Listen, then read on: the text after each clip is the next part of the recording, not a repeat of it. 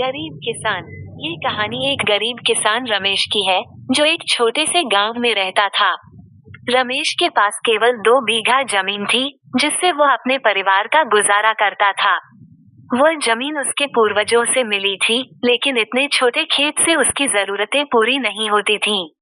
हर साल रमेश बड़ी मेहनत से अपनी जमीन पर खेती करता, लेकिन फसल की सही पैदावार नहीं हो पाती थी। कभी सूखा पड़ जाता, तो कभी भारी बारिश उसकी मेहनत को बर्बाद कर देती। इसके बावजूद वो हर साल नई उम्मीदों के साथ खेत में मेहनत करता, ताकि उसके बच्चों को 2 वक्त की रोटी मिल सके।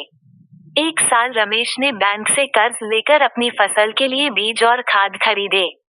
उसने सोचा था कि इस बार फसल अच्छी होगी और वह कर्ज चुका पाएगा। लेकिन उस साल भी मौसम ने धोखा दिया। बारिश समय पर नहीं हुई और उसकी फसल सूख गई। अब रमेश पर बैंक का कर्ज चुकाने का दबाव था, लेकिन उसकी जेब में फूटी कौड़ी भी नहीं थी।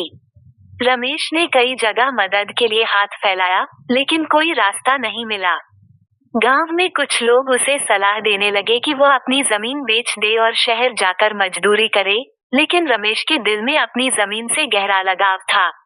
वो उसे छोड़ना नहीं चाहता था। एक दिन गांव में एक सरकारी अधिकारी आया और उसने किसानों के लिए नई योजना की जानकारी दी। इस योजना के तहत गरीब किसानों को आर्थिक मदद मिलनी थी और फसलों का बीमा भी किया जा रहा था। रमेश ने उस योजना का फायदा उठाने का निश्चय किया और सरकारी सहायता से उसने फिर से खेती शुरू की। इस बार रमेश की किस्मत ने साथ दिया। मौसम ठीक रहा और उसकी फसल अच्छी हुई।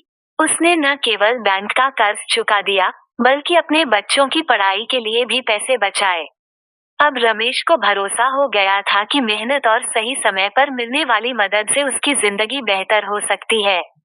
ये कहानी गरीब किसान रमेश की है, जो संघर्ष और मेहनत के बाद अपनी जिंदगी में बदलाव ला पाया।